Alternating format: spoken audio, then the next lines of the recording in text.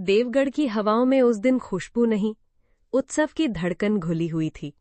नगर के चौराहे नील कमलों से सजे थे और राजमहल के द्वार पर शंखों की गूंज थी। राज्य अपना विजयोत्सव मना रहा था।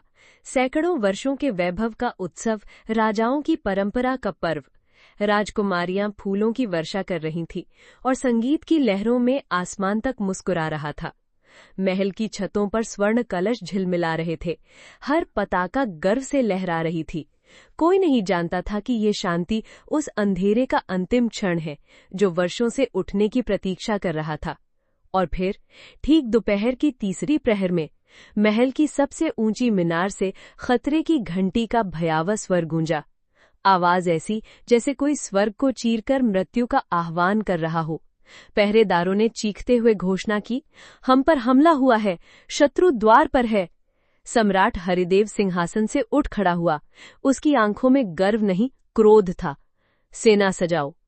तुरहियां फूंकी गई, युद्ध नगाड़े बज उठे। त्योहार के शंख युद्ध के नगाड़ों में बदल गए। देवगढ़ के सिपाही अस्त्रों उठाते हुए मैदान की ओर दौड़े, पर वे नहीं जानते थे कि सामने क्या है। सामने थी मौत की छाया, एक काला तूफान, एक अभिशप्त सेना। वो सैनिक नहीं थे, वो परछाइयां थी जिनकी आंखों में रोशनी नहीं थी, सिर्फ जलते हुए शून्य। उनके कवच रक्त से रंगे थे, हथियार हड्डियों से ढले हुए, और चाल ऐसी जैसे धुआं बह रहा हो। आकाश की दिशा से एक धुएं की दीवार उठी और उसी धुएं को चीरता हुआ आया वो एक अश्वसवार जिसके चारों ओर लपटें थीं, जिसकी आंखों में श्राप और तलवार में तांडव था। उसकी उपस्थिति से जमीन थर्राई और आसमान मूक हो गया। उसका नाम किसी ने नहीं पुकारा, क्योंकि सभी बस झुक गए। लेकिन उसकी सेना में एक स्वर फूटा, धीरे, भारी और डरावना, काल, काल, काल। और फिर उसकी सेना ने गर्जना की, रुद्रकाल की जय हो। उसी पल युद्ध शुरू हो गया, लेकिन ये युद्ध नहीं था, ये पुनरागमन था। रुद्रकाल ने तलवार उठाई और पहला ही वार 3 सिपाहियों को हवा में उड़ा ले गया। बाणों की बारिश आकाश से उतरने लगी, जैसे नक्षत्र जलकर गिर रहे हों। उसकी सेना आगे नहीं बढ़ रही थी, वो बह रही थी, जैसे मृत्यु खुद दिशा लेकर उतर आई हो। देवगढ़ की सीमाएं टूटने लगी और हर मीनार से बस एक ही चीख सुनाई दी, ये मानव नहीं, ये तो काल है। महल के भीतर युद्ध की गूंज अब भी त्योहार को चीरती जा रही थी।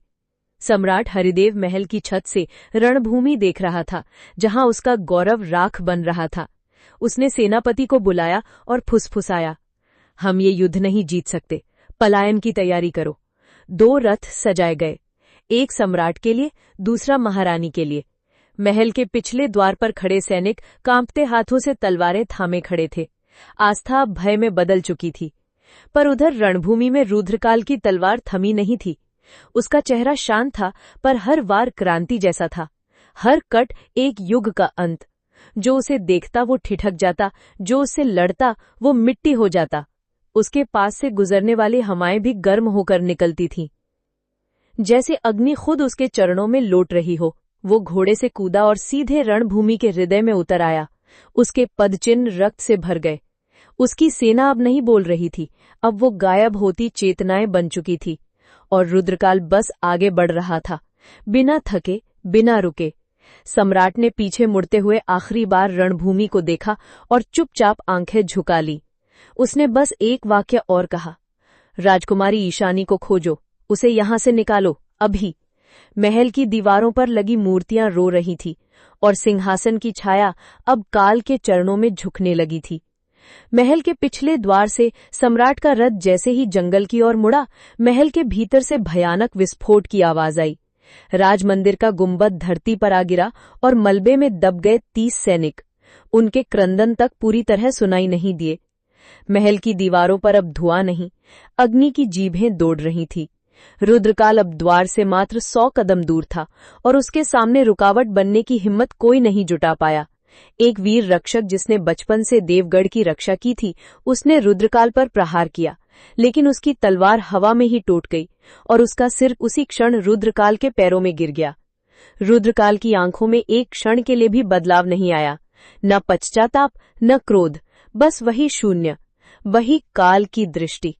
उसकी सेना अब महल के हर कमरे में उतर चुकी थी, जैसे छाया हर दिए को निगल रही हो। हर कोने से आग की लपटें निकल रही थी और हर चीख हवा को और गाढ़ा बना रही थी। महल की हवेलियों में छिपी रानियां, सेविकाएं और राही कुखंगों में रक्षक अब जिंदा नहीं थे, सिर्फ नाम बचे थे। एक सिपाही ने युद्ध भूमि से लौटकर दरबार की दीवार पर बस 3 शब्द खून से लिखे, राज्य अब काल का है। और रुद्रकाल ने जब महल के मुख्य द्वार पर पांव रखा, तेज हवा ने महल के झंडों को फाड़कर गिरा दिया। सिंहासन कक्ष की ओर बढ़ते उसके कदमों की गूंज हर दीवार को डराने लगी। उसके रथ का धातु चक्र दीवारों से टकराकर एक महाशमशान की गूंज दे रहा था। उसके पीछे उसके सेनापति बोल पड़े, सिंहासन का अपमान बहुत हुआ, आज इसे फिर से शुद्ध किया जाएगा। और उस क्षण एक गुप्त मार्ग में भागते हुए सैनिकों को आदेश मिला, राजकुमारी ईशानी को महल के तहखाना गली से बाहर निकालो, काल अब महल में है। राजकुमारी उस समय एक प्राचीन पुस्तकालय में थी। वो कुछ समझ भी नहीं पाई थी कि बाहर क्या घट चुका है। और अब जब सिपाही उसकी ओर भागते हुए आए और चिल्ला उठे, रक्षकों की अंतिम सांस चल रही है देवी, आपको अभी चलना होगा। किताब हाथ से छूट गई और उसके कदमों के नीचे महल की थरथराहट उतरने लगी।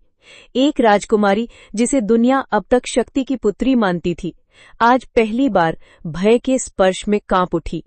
इधर रुद्रकाल ने महल के सिंहासन तक का रास्ता तय कर लिया था।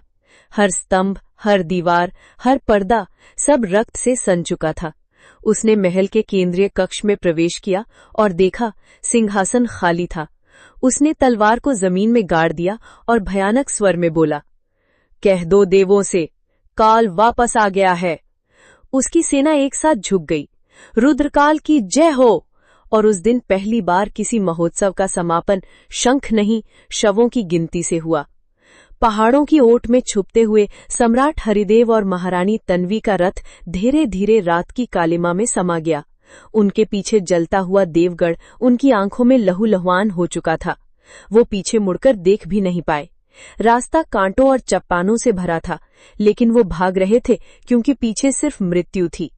2 दिन तक घोड़े बिना रुके दौड़ते रहे, पानी की जगह आंसू पीकर और भोजन की जगह पछतावे निगलकर। तीसरे दिन वो पहुंचे वर्धन राज्य, एक पुराना मित्र राज्य जहां की सीमाओं पर अभी भी शांति सांस ले रही थी। राजा वर्धन ने उन्हें शरण दी और बड़े सम्मान से कक्ष में बिठाया।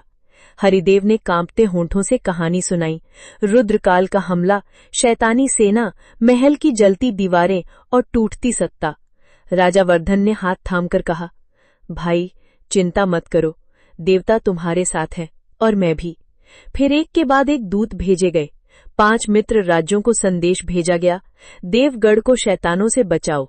शाम होते होते हरिदेव को 5 राज्यों से उत्तर मिला, हमारी सेना तैयार है, हम तुम्हारे साथ है, देवगढ़ फिर उठेगा। पहली बार हरिदेव की आंखों में कुछ रंग लौटा। उम्मीद की धीमी लौ फिर जलने लगी। महारानी ने उसके कांधे पर सिर रखा और कहा, हमने बहुत खोया है, पर ईशानी तो हमारे साथ है ना। उसी क्षण द्वार पर खड़ा रक्षक भीतर आया, चेहरा पीला, आंखें डरी हुई। उसके होंठ कांप रहे थे और आवाज गले में फंसी थी, महाराज क्षमा करें, पर राजकुमारी ईशानी देवगढ़ से नहीं निकली, वो अब भी महल में है। क्षण भर को जैसे पूरा समय रुक गया। हरिदेव की आंखें फैल गईं और महारानी के हाथ से चूड़ियां छूट गईं। क्या? सम्राट की आवाज जैसे टूटते पहाड़ जैसी थी। ईशानी वहीं रह गई। तन्वी चिल्लाई, नहीं नहीं, वो सुरंग से निकलने वाली थी, सैनिकों को भेजा था हमने। रक्षक की आंखें नीचे थी, उसकी जबान सूखी हुई थी। शायद सैनिक समय पर नहीं पहुंचे और सुरंग गिर गई थी। सम्राट हरिदेव उठ खड़ा हुआ। उसके माथे पर आंसुओं से ज्यादा अग्नि की लकीरें थी। उसने दीवार पर घूंसा मारा, मेरी बेटी उस शैतान के बीच फंसी है। कक्ष में मौन छा गया, एक ऐसा मौन जो चीख से ज्यादा भयावह था। और उसी मौन में महारानी जमीन पर गिर पड़ी। ईशानी, मेरा बच्चा, मेरी राजकुमारी, कोई उसे बचा लो। लेकिन उस समय बचाने वाला कोई नहीं था और देवगढ़ अब काल की बंधक भूमि बन चुका था।